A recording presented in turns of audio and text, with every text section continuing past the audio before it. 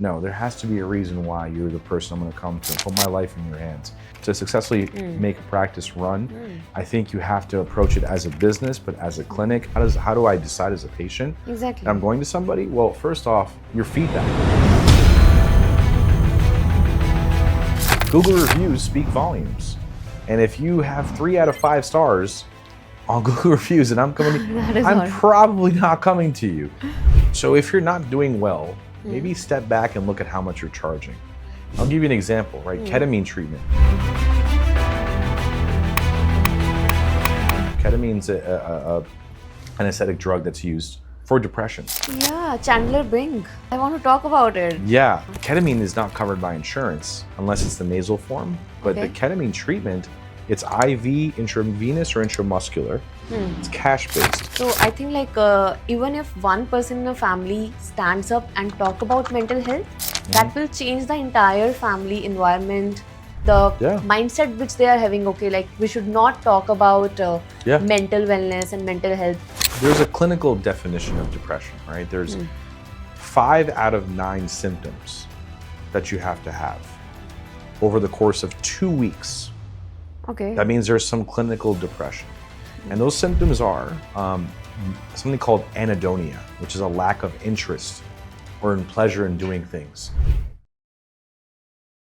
So I think it is a combination of both offline, online. In offline, you majorly work on the referral part, wherein the patient is coming, you are taking care of the patient, giving them the results in the end. And online is majorly nurturing the patient through your educational, informative content. Correct.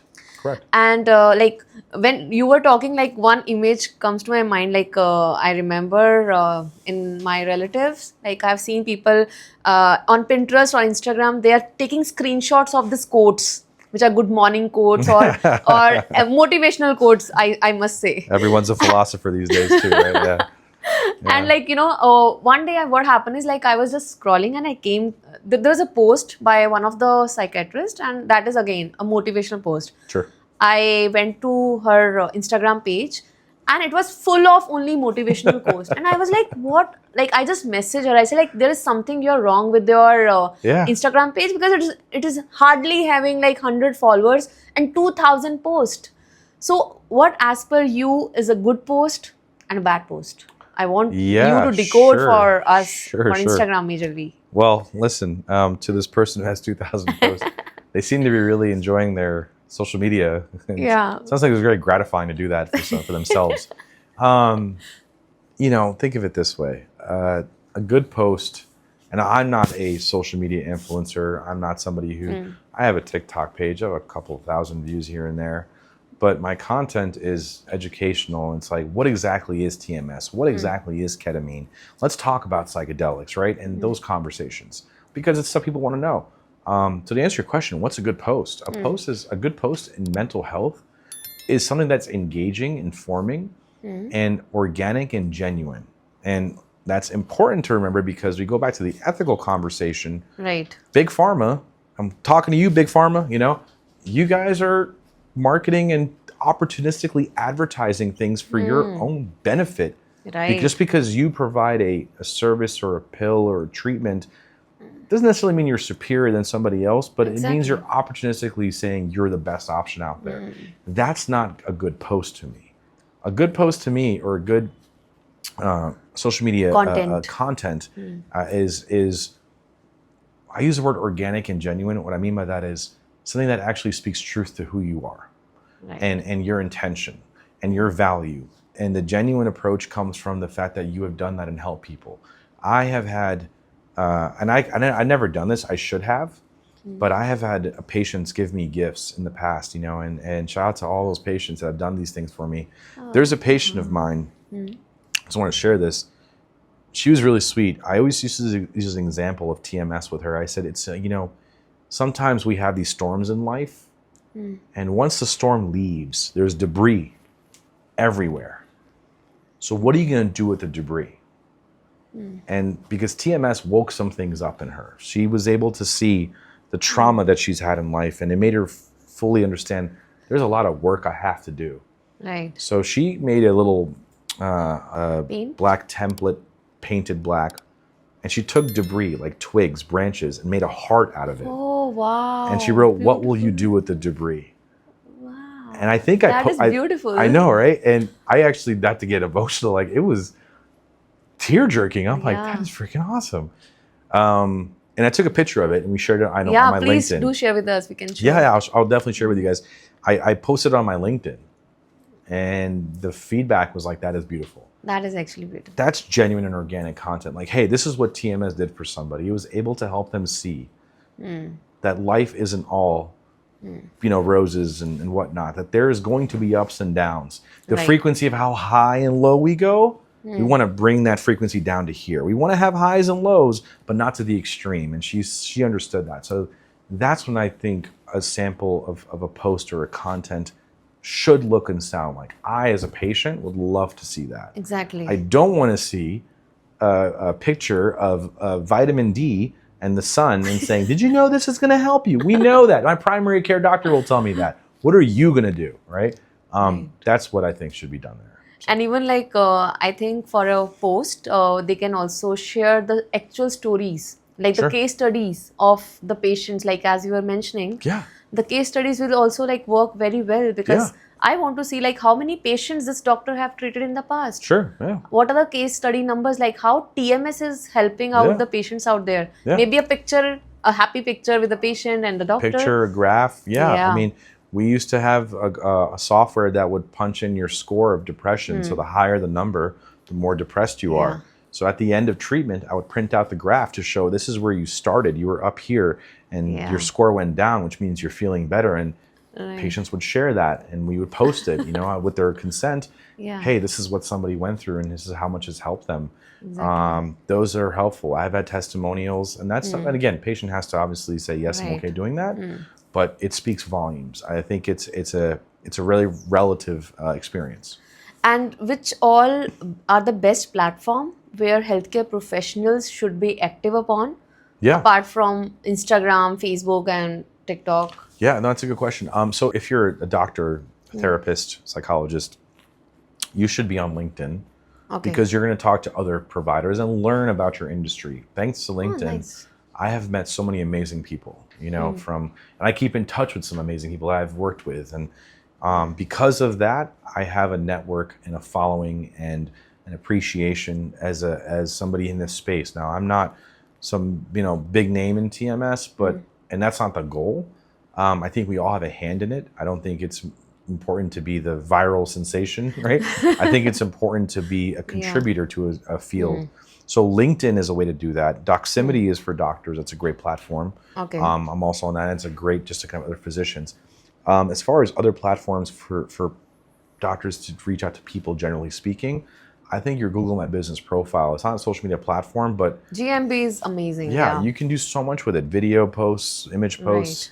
There's that. I think Instagram and TikTok, we talked about Facebook, we talked about. What about YouTube, the long form video content? Now that's where we're getting to is what the value of YouTube is. And people don't realize, I think I learned this just recently, that YouTube is the second second largest search engine. Which is crazy to think about, but it's very much understandable now because it's content that is accessible by the entire world and it can really reflect you as a person. And not to generalize people, but we have short attention spans these days. Correct. I can make a blog, but guess what? I'm not going to read that as a patient. Right. But you do that blog in a video in 90 seconds, I'm going to watch that. Unfortunately, the attention span of people is far less than 90 seconds these days. So now it's 30-second clips. That's what people get their news through reels. They don't watch the news. They don't read the newspaper. How do we know that there was a tanker explosion in the North Sea the other day? TikTok reel. How do we know that Putin and Trump are having a date? Because it's a TikTok reel. No offense, guys, but it's the truth, right? It's all through social media. So it's like it's the window to the world, and it's amazing that we can do that. And I do want to say, the internet has liberated society. Yeah. And it's definitely made us accessible to more information, but with that good comes the bad. because there's a lot of stuff out there that's also not that very helpful. So pick and choose the information you want to share and make sure it's of value, right? So, yeah. And which 3 strategies you want to tell to the audience, to the doctors majorly in the mental health space, they should adopt when they are creating a new account on Instagram or TikTok? 3 strategies, yeah, for sure. I would say the first one would be to be consistent. You know, be consistent. Yeah, that is... You can't just post once a week and think something's going to happen. That's just the metrics. The analytics will tell you that, right? The second thing I think, going back to my earlier sentiment, is be organic. Don't copy other people.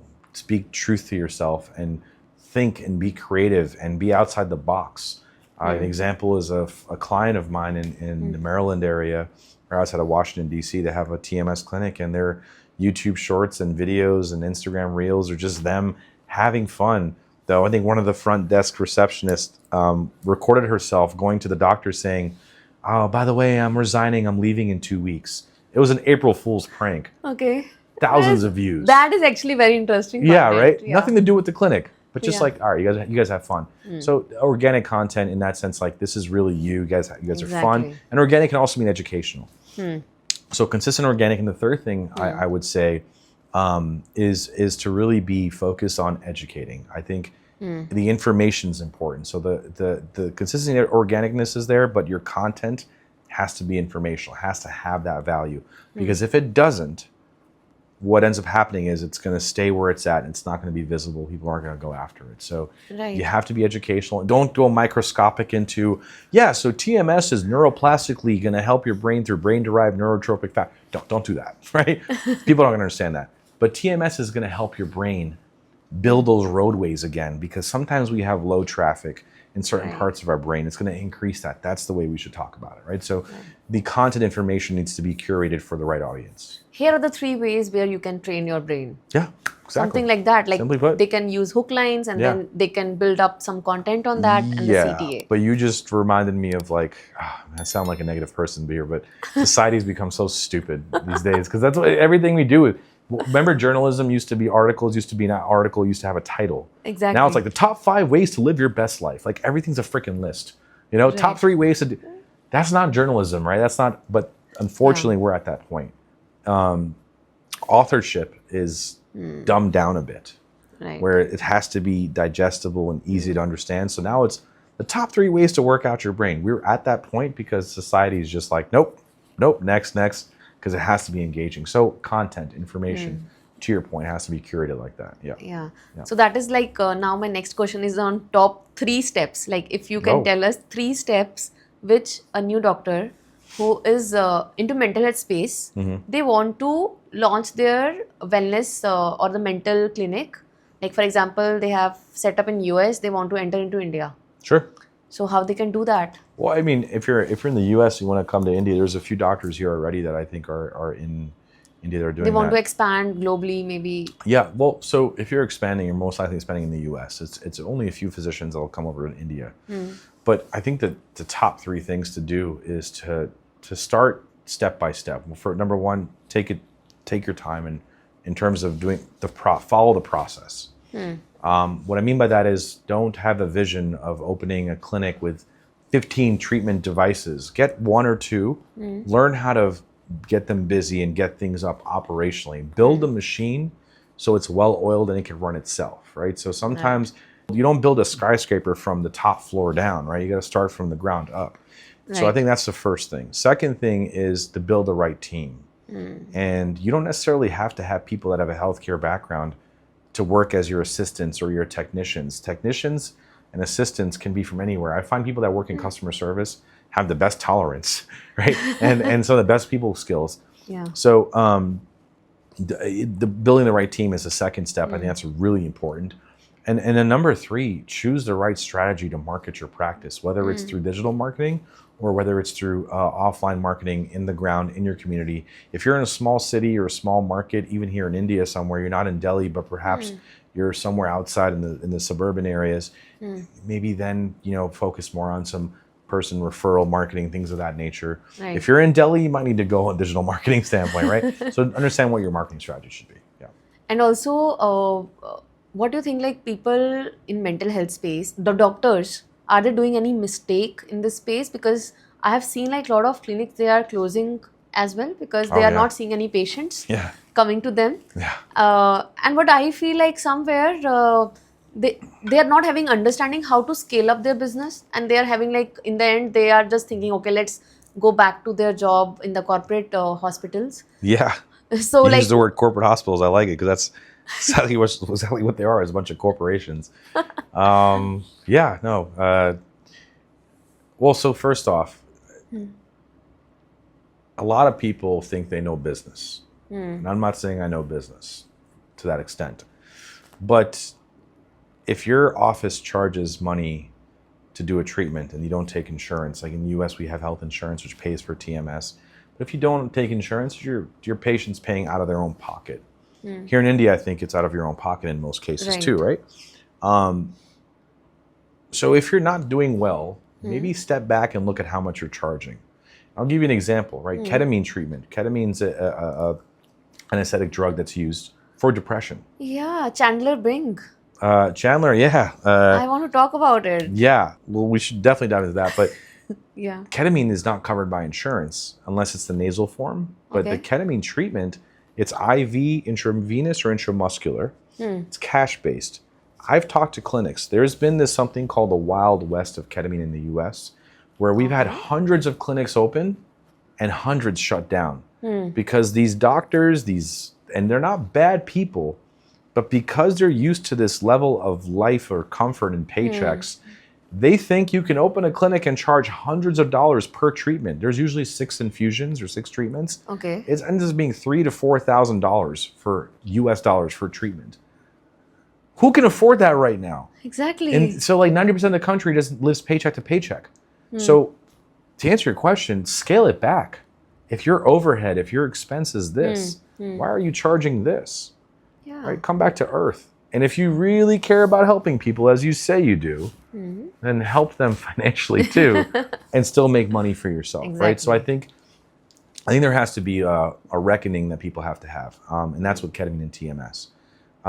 But to answer your question, I mean, it's really just knowing the right choices from a business perspective. How much you charge, how much you have expenses, what your office size is. That's why you don't want to open a massive facility and hire 15 people and purchase many devices and offer.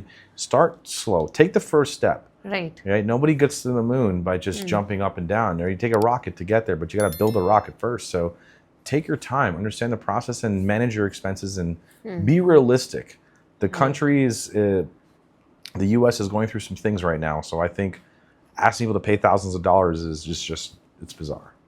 So one is like definitely doctors are not, I think, good in business, running their business, but they can learn it from consultants, like as you are consulting them. And they can learn from the counselor, consultant, if they are not aware about this thing. One is definitely working on the costing part. Correct. One mistake is that. Second, what I feel is like doctors sometimes, they are only practicing and they are focusing on practicing. They are not focusing on marketing and sales as well. Because that is how you will grow your practice. Today you have 2 patients and you have a small setup. But you can't have small setup in a long term. You want to scale up more. So to scale up, you have to end up doing marketing. Business development. Business development as well. You have to provide empathy to your patients. In the end, you have to hire a telecaller as well, who can provide more value, who can talk to the patients in a tone or in a way which patients want. You have to get a digital marketing agency wherein they can help you out in getting your marketing, your leads should be coming. So I think that is also one mistake which doctors keep on doing, is they are only focusing on, because a doctor-led clinics are closing because of this thing as well. They are not focusing on doing sales and marketing. They are just focusing on increasing their practice, but they don't know how. It's 2 things that doctors, there's a cliche, doctors have terrible handwriting, which I do for sure. And the second thing, we're not good at business. And I think that's where there's a big shift in consulting. I'm a consultant in this space because I have a business degree and medical degree. Doesn't mean that I'm a super business person. No, I just have experience directly building a clinic, so I can tell you what works, and you can try it. If not, then we'll try something else. Right. But to answer your question, you have to be able to really thread the needle and understand what are some decisions that you have to make. And your market's different. If you're a clinic in Houston, Texas, versus Boise, Idaho, which is a different town, or if you're in Amritsar versus Delhi, you're two different markets, right? Exactly. So understanding what your focus should be as a priority in business development is really important. And I think one thing that we have to dive more deeper into is the expectation that patients will just come to your door. Not that everybody has that, but because we feel that once we're clinicians and we'll put ourselves on a clinic, patients will walk in. Especially in mental health and psychiatry, doesn't work that way. And the market's getting competitive. Right. There's the growth that mental health has. I think by the end of the decade, we will see quadruple the amount of clinics that we do now. Right. And there's investments, there's funding, there's venture capitalists, which I appreciate, but we don't need more suits in this space. We need more hardworking, genuine people. Doesn't mean that anybody in the entrepreneurial side or venture capitalist side is, as I call them, they're vampires in my opinion. But they exist for a reason. But we have to have a fine line between business development and being just a clinician and kind of apply both hats. I always say this to a lot of my colleagues and clients. Like today, you're going to be the doctor. Wear the doctor hat. Right. When I'm talking to you, put on the business owner hat. Right. Because I want to understand what are your disadvantages, what are your weak points, what are your deficits, and let's build on that. And spend money in marketing. I know some people that spend $4,000 a month US on Google ads. Crazy. But the ads are crap. They're not converting, and they just keep doing it. I'm like, you know what? Just give me that money. Just give it to me. You're burning the money. You're burning it. You're going to burn it. Just give it to me. I'll take it gladly. But let's try a different strategy, right? That means can you educate doctors how they can choose their consultant or their agency? That means they are not aware about the parameters of choosing the right agency as well. Listen, marketing is hard. It's not so black and white. Again, to reference her off. It's marketing isn't so simple, right? So I think choosing people or partners, if you will, that A, have experience and B, have results. I think those are important. And patient acquisition is multifactorial. That's one of I'm going to get that tattooed on my body at some point. It's one of the things I say all the time. Patients come from different avenues. Only a certain percentage of your patients will come from marketing, not all of it. Exactly. Some will come from word of mouth. Some will come because their aunt knows you and they're going to send you there. Or it's a reputation, word of mouth referrals, community relationships embedded in your town as a local provider of choice. So really it's to understand, where do I want to put my resources? Choosing a marketing agency is not going to be a small decision. It's going to take time. It's going to take a lot of energy and input, but understand that it's only a branch of where patients come from, but to have digital visibility is important. Because even if I'm coming from a referral, let's say that you are looking for a psychiatrist and your general practitioner, your general GP says to you, hey, I'm going to send you to the psychiatrist. You're still going to go look me up online. Exactly. Right? Yeah. So even though I got the referral, the online profile has to match the confidence of that referral. Exactly. So it's multifactorial, but they're connected. And that's really important. So if I talk about India, majorly what happens is if someone wants to go to a doctor, they go to some ask family or friends, not for mental health, for other conditions. Let's say someone is having kidney stones. Sure. So they ask okay, I have kidney stone. Can you recommend some doctor? Because I remember your father-in-law have done kidney stone from so and so doctor. I've seen. I want to get the recommendation. Yeah. Then they again they go to Google, check for the credentials. If it is 4-star, 5-star, they say okay, this is the clinic or hospital I want to go. Yeah. In small cities, they will not do this. They will not go online. They will trust their referral channel and they go directly to the doctor and then they see and wait for the results, what's going to happen. Yeah, 100%. So I think the trend for the US and for India, the metro cities is same. But if I talk about Tier 1, Tier 2 cities, they're the trend is a little different because their people trust more about, referrals from their family and friends. Sure. While talking about this, I wanted to know, have you gone through yourself any therapy? Yeah. Oh, wow. Because as a a mental health expert, that is something because if you ask in Hindi we say कि हलवाई अपनी मिठाई खुद नहीं खाता. So I wanted to I'm curious to know about it. Yeah, no, absolutely. I've heard that term before too. That's a good question. And the answer is yes. I've talked to a therapist, and even in the recent couple of months, I have a little bit more than I have in the past. And I'm not ashamed of it. I'm actually proud of it. Because my mom always says, you can talk to him about anything. That's my mother, right? Her vision's different, her perspective, but she's a parent. Yeah. A friend or a sibling can talk to you, but you need somebody who's neutral, who's going to give you a clinical answer, and who's going to actually give you skills to deal with what you're dealing with. That's what therapy is. Yeah. You can have a problem, but how do you process dealing with that problem or that symptom or that feeling or that thought?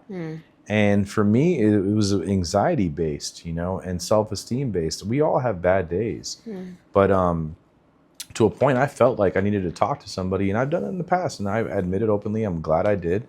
It's why we have people in this space to help you. I will say it wasn't like everybody I talked to was the first person I spoke to wasn't that great. I felt like I was just talking to a wall at one point. So I'm like, let's try somebody else. So find the right fit, and don't be ashamed of it. Give yourself a chance to have an open conversation and see what it can do for you. Sometimes what I describe speaking to somebody, and think about like when you write something in a journal, right? If you speak to somebody on the phone or in person and you let some stuff out, what does it feel like?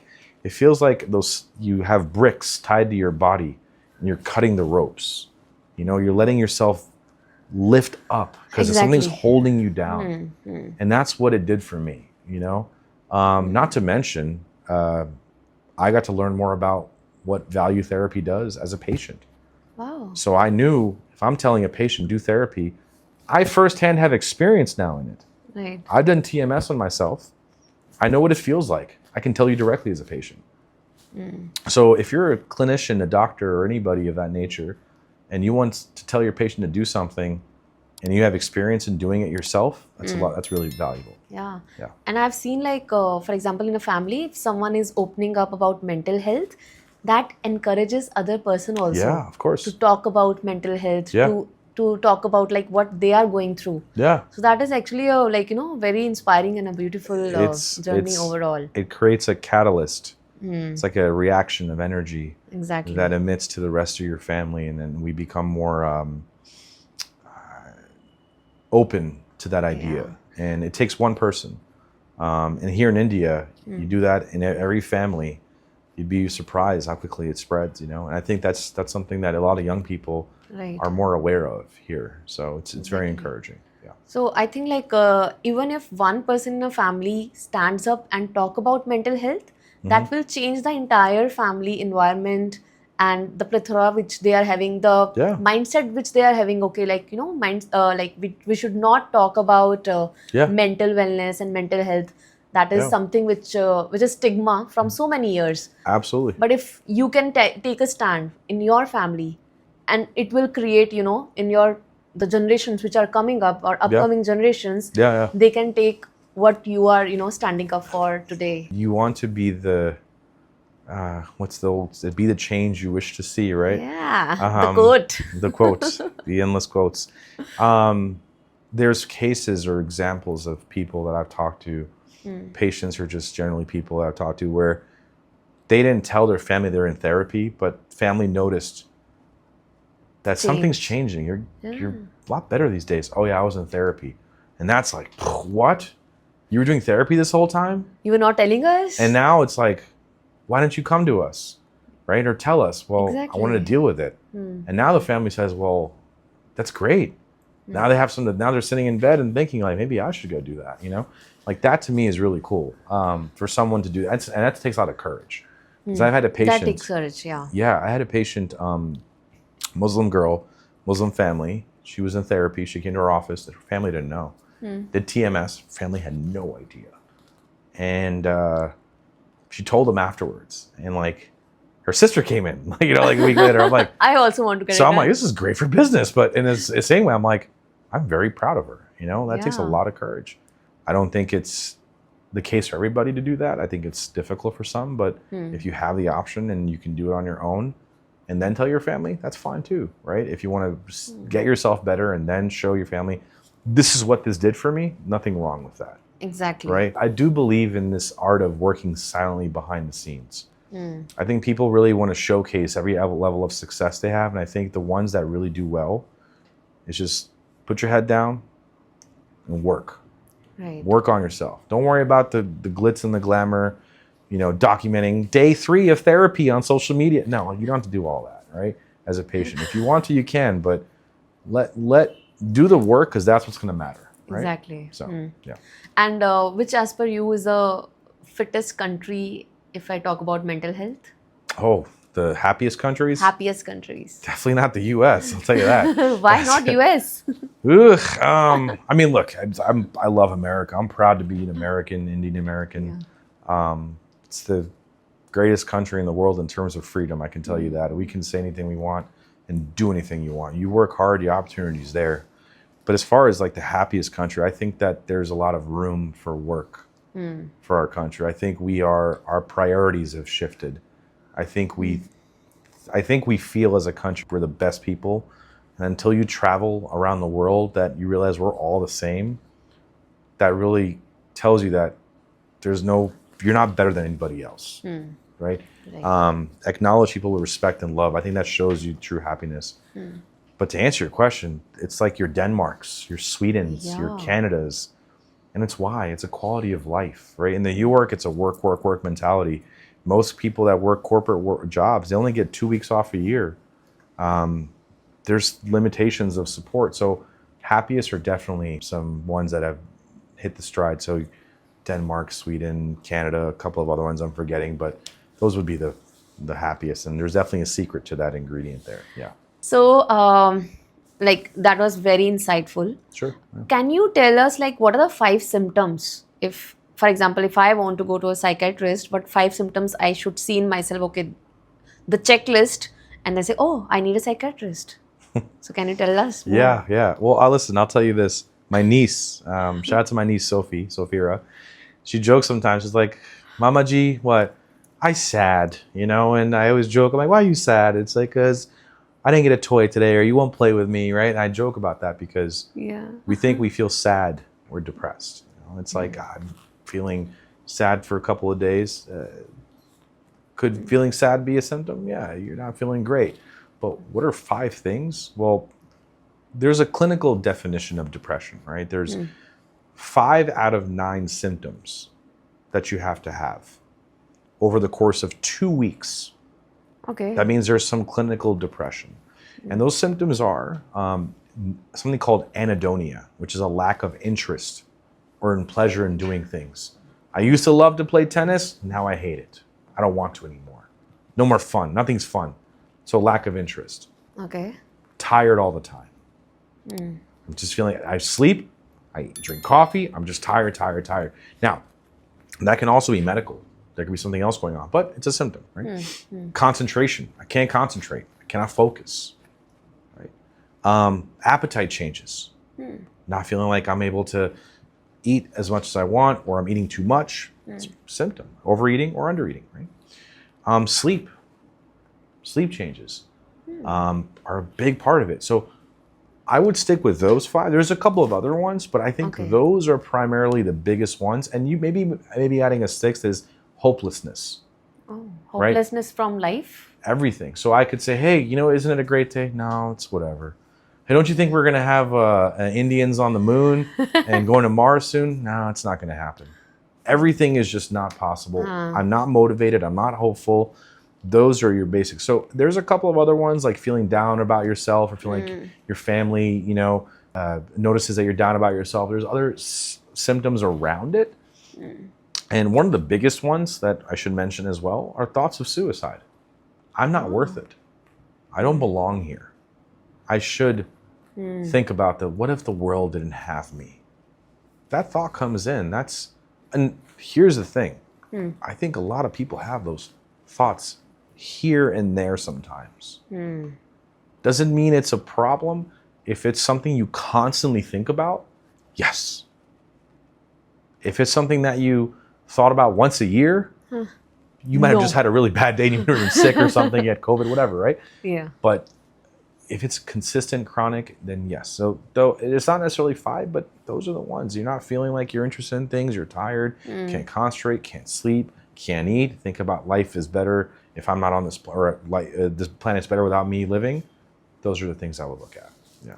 Right. So when you were talking again, my creative mind goes to two things. Like there are two type of people I've seen. One kind of people, whenever you meet them, you say, "Hi, how are you?" They said, "Oh, I'm super happy today. I'm so excited. The day is amazing. My life is like is going very well." Yeah. Second type of people, when you ask them, "Okay, how are you feeling?" They always say, life is nothing, it's same, boring. Yeah. So, I can see when you were talking, I said, oh, fuck, I have in my circle, the people are, I can see those kind of people. It's funny you say that, because I started doing this thing now where, because in corporate world, you're always talking to people and I was like, hey, how are you? And I kind of, in the American business mind, there's people that talk that way and they go, how's everything? Fantastic. And I'm like, bullshit, not everything's fantastic, right? Yeah. And sometimes I'll throw a curveball. People are like, hey, how's it going, Dr. Karan? Good to see you. Oh man, and everything fucking sucks, And I just say it sometimes just to kind of change the tone a little bit. And I'm like, what? I'm like, I'm just kidding, because if you can't laugh about it, then what else can you do, right? But I also think we want to give the best impression of ourselves. Exactly. That's we what fake society... it like a lot of time. I've seen even if I talk about myself, for example, if I'm not in a good mood, but I have to go to office, I have to face my team, face the clients. You have to. Yeah. I can't be I have to fake it. Like, okay, everything is fine. But inside me, something is there which is saying, oh, this is not you, this is not you. I want to go home and rest. Yeah. But again, that is what is life about. That's why there's something called a work-life balance. So you can address those things, do what makes you happy, give yourself fulfillment. And to your point, that's what social media has created a problem in, because what people see on these, if you're scrolling, what do you see on social media? These influencers. Happy people. They're giving something called the best impression of themselves. Yes. You don't see anybody on social media getting out of bed and going, all right, guys, recording. No, they don't. That's not the first thing they do. They get ready, right? Because you want to give the best impression of yourself. Exactly. So I think in reality, the biggest thing is give yourself the best impression of yourself to yourself, right? Be the best impression of yourself for yourself, not for anybody else. Exactly. Because then when someone asks you how your day's going, it's going all right. How about yourself? That is, it's not easy to do. Easier said than done. But I think it speaks truth to us being more real as people. Exactly. And, I can go on a tangent about this, but I will say this. We as a society are starting to become more and more delusioned of what life is because of social media. As much as I love it. Because what do you see about couples on Instagram and TikTok? Oh, I want that life. Look at how they're all together smiling. You think they're doing that all the time? No. They are fighting as well. If you're in a relationship, if you're married and that's not the truth, all right? Listen, life is, the marriage, life, work has its ups, has its downs. Right. So don't be fooled by social media. Don't let it trick you into thinking that your life isn't that great because look at these influencers on Instagram. That's what they do for a living. That's their job. Yeah. To show you the best version of themselves. But I'll tell you something, when those cameras are off and those lights are off, there is a reality that sets in. Exactly. And it's like if you ever go to anywhere in public and you see people taking a selfie, family picture, what does everybody do? Smile, right? Once that picture's done, what do you see? They're serious. Yeah. So as people, we cannot be fooled by that. We have to understand there's a certain truth to life. And being honest about it is really important, right? And when you're talking about influencers and celebrities, so I remember reading this one article. I don't know how, what was the source? Sure. But it was written these influencers and celebrities are paid heavily by pharmaceutical companies to just state to the people okay, you have mental health issues, just make a story around it, tell people. In short, they are fooling people around mental health. And a lot of this pharma companies, they are, if I take name, then Deepika Padukone is one of them. Okay. So a lot of from last, I think 8 to 10 years, she was just telling this story to the audience. Okay, I was into mental health. I was into depression. Sure. I was not working well. But that was actually the pharma company paid her a lot of money to tell people so that people can go through the therapy and they can go the pharma company can sell more medicines.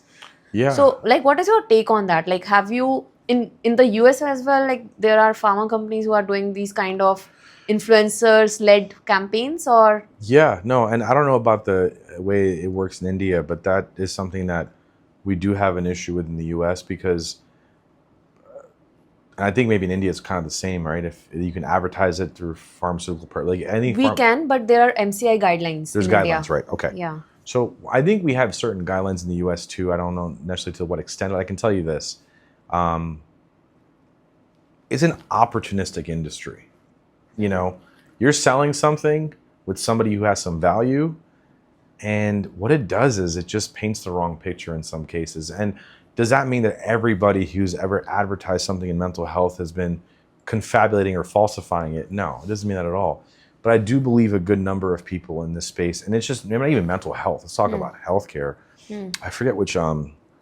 There was an ad for a pharmaceutical company recently for Viagra, right? So and it's just interesting. I remember that because I'm like, is that really reflective of what has improved your quality of life that significantly? Because at that time when I saw the ad, it just seemed very gimmicky and salesy, right? Right. And in mental health, there's a TMS device manufacturer that used a former athlete who ended up trying to commit suicide and survived. And I'm not against that person advertising what this treatment did for them, but there's a saying, you know, I'm going to milk that cow in the US, like milk it.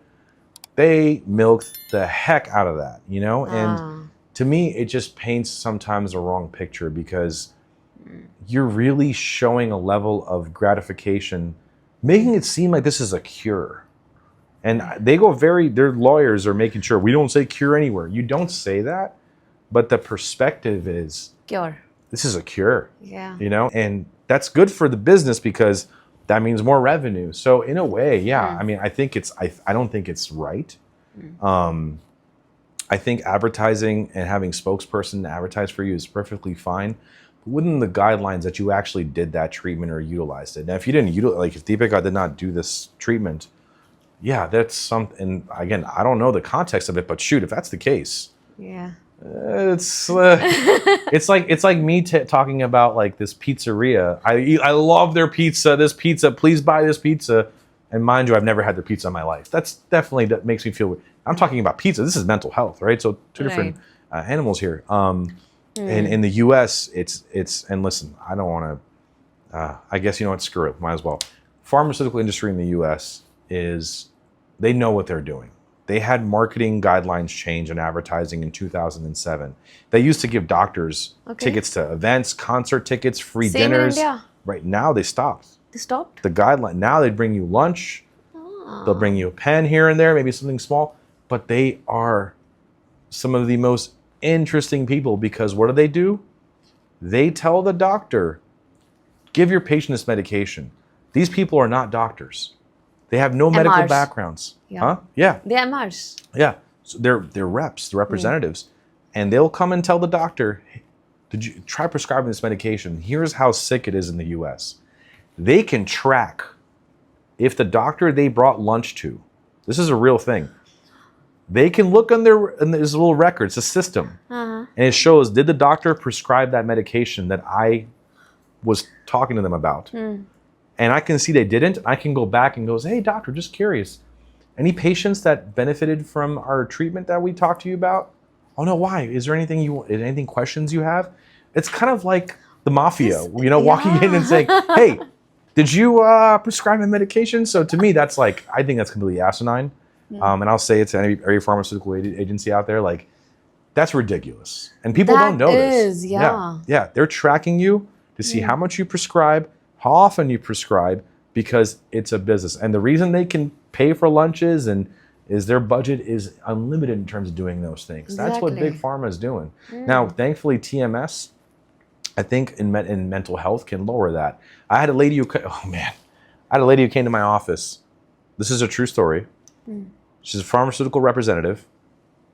She came to market a medication that is a treatment for a side effect of a medication that she also markets to us. What are you saying?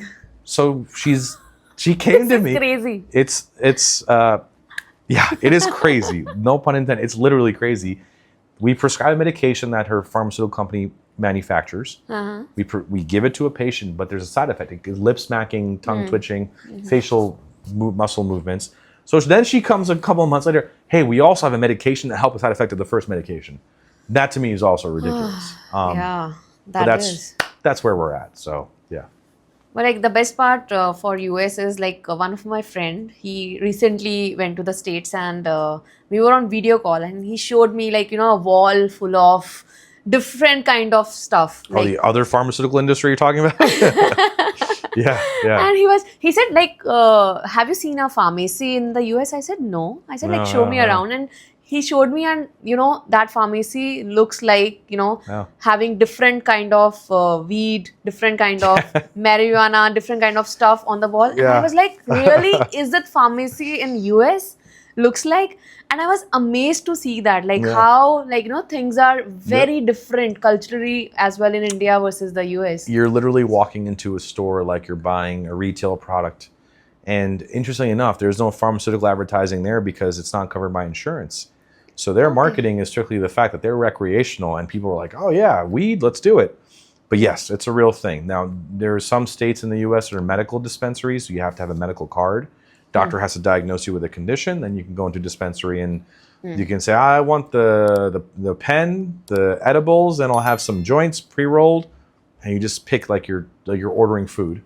Or some places you walk into a store and there's a whole selection on the wall. There's t-shirts, there's hats, there's cakes, there's brownies, there's candies, lollipops, there's vape pens, disposable. That is crazy. You can buy a whole bag of just grass itself, but there's different, and this is the best part. And I know it's because I've been to a few. I'm curious. I'd like to know more. No, you ask them like, what does this one do? This one will make you really energetic, and it'll make you feel good. What about this one? This is real relaxing and they have variety. So it's like a doctor is telling you like, hey, I need something to give me more.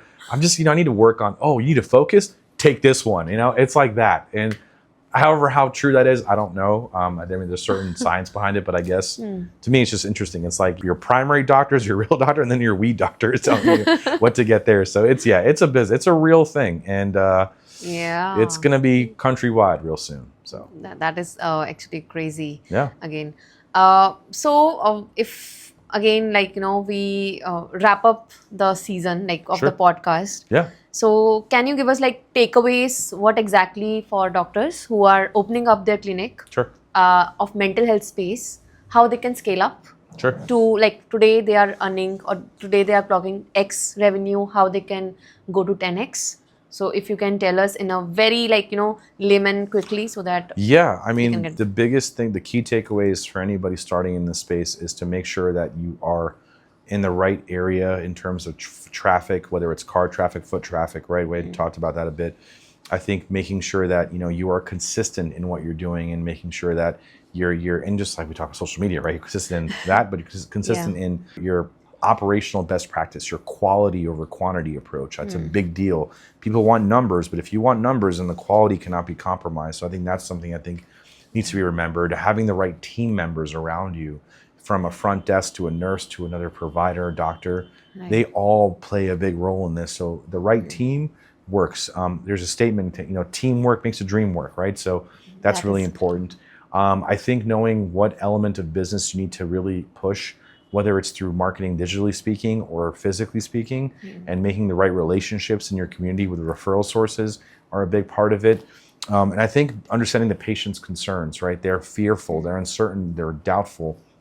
The FUD factor, as I call it, I think making sure that you can accommodate, be convenient, provide education, and just be accessible. Like have hours that aren't 8, and I've talked to some clinics that are 8 a.m. to 4 p.m. Like, who has time to go to a doctor during that time? Exactly. You got to go to work, you have kids, so make yourself scheduling more accessible, more available, more convenient. So there's those things that matter. I think there's a combination of things, but be comprehensive, be objective, focus on quality over quantity, and really focus on doing the right thing. You do the right thing, money will come.